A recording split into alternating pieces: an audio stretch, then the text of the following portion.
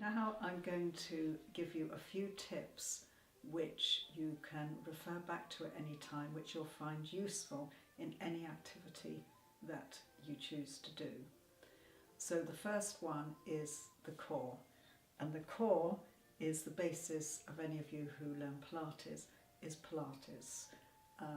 That we need to strengthen the core in order to protect the spine and in order to be able to move our arms and legs freely. So I'm going to demonstrate why the core is important just in standing. So if we stand like this, which I think if we all looked around we'd see lots of people in this posture, and we looked at ourselves, you can see that the core cannot be activated. My shoulders are rounded and my head is thrown back.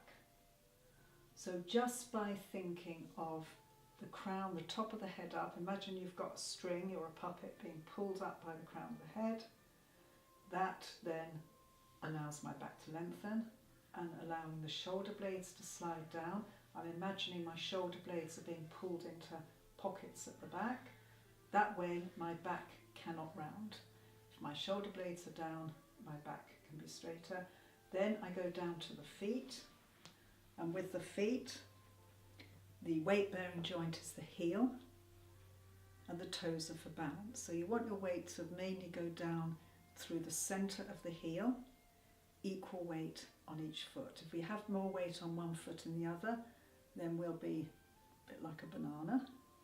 So if we actually just think the weight evenly down, that immediately straightens us up. So I'm just going to repeat those three things once. Crown of the head, shoulder blades and heels.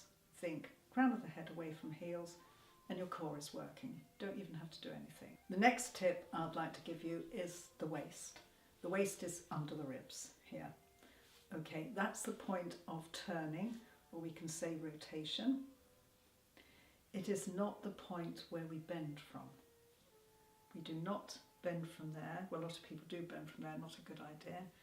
The point of bending is here, where the legs meet the torso, the body. And so we bend from there, not from the waist, and we rotate from the waist. So you need to remember that where you bend from when you come to sitting and standing. The next tip, which even if you only watch this once and never watch it again, will really help you, is moving the eyes. So whenever we move, say if we go to sitting, I'm just going to change my position.